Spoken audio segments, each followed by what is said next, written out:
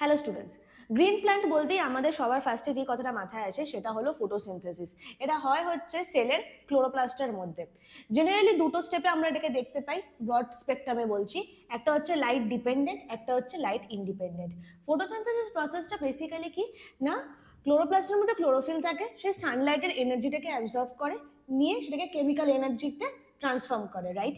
Light dependent স্টেজে দেখা যায় সানলাইট অ্যাবজর্পশন হয়, তারপর ইলেকট্রন ট্রান্সপোর্ট চেন দেখা যায়, ঠিক আছে, কারণ ক্লোরোফিল অ্যাবজর্ব করার পর তার মধ্যে থেকে ইলেকট্রন এক্সাইটমেন্ট হয়, সেটা বেরিয়ে আসে এবং তারপর সেটা এই ইলেকট্রন ট্রান্সপোর্ট চেনের মধ্যে দিয়ে ঘুরে বেড়ায়, ফাইন।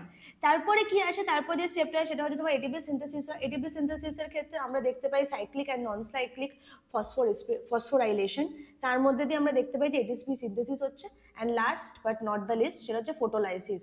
যেই জলটা হচ্ছে গিয়ে প্লান্ট অ্যাবজর্ব করে মাটি থেকে, সেটাকেই থেকে অক্সিজেন প্রডিউস করা হয়। এটা হচ্ছে তোমার লাইট ডিপেন্ডেন্ট হয়ে গেল। আর লাইট ইন্ডিপেন্ডেন্ট স্টেজটা আমরা দেখতে পাই ক্লোরোপ্লাস্টের স্ট্রোমা এরিয়ার মধ্যে, ঠিক আছে। সেটার পুরো সাইকেলটা অ্যাকচুয়ালি নাম হচ্ছে কেলভিন সাইকেল। এবার কেলভিন সাইকেলে আমরা দেখতে পাই কার্বন ফিক্সেশন হয়, সেখানে রুবিস কোএনজাইম একটা বিশাল বড় রোল প্লে করে। দেন আমার আসা হচ্ছে ফিক্সেশন হওয়ার পর সুগার ফর্মেশন হয়, দ্যাট ইজ গ্লুকোজ, সেইটা তৈরি হয়। এবং আবার এই রুবিস কোএনজাইমটা যখন হেল্প করেছিল, আবার লাস্ট স্টেজে রুবিস্কো এনজাইমটা আবার রিজেনারেশন দেখা যায় হচ্ছে। এই পুরোটা আমি তোমাদের শর্টে বললাম।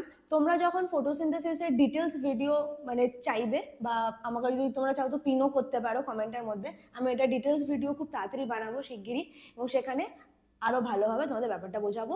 এটা ওভারঅল একটা শর্ট ইনফরমেশন থাকলো যাতে তোমরা কুইকলি রিভাইজ করতে পারো ফটোসিনথেসিস চ্যাপ্টারটাকে। I hope this helps. Follow Shiny's bio tutorial for more such video.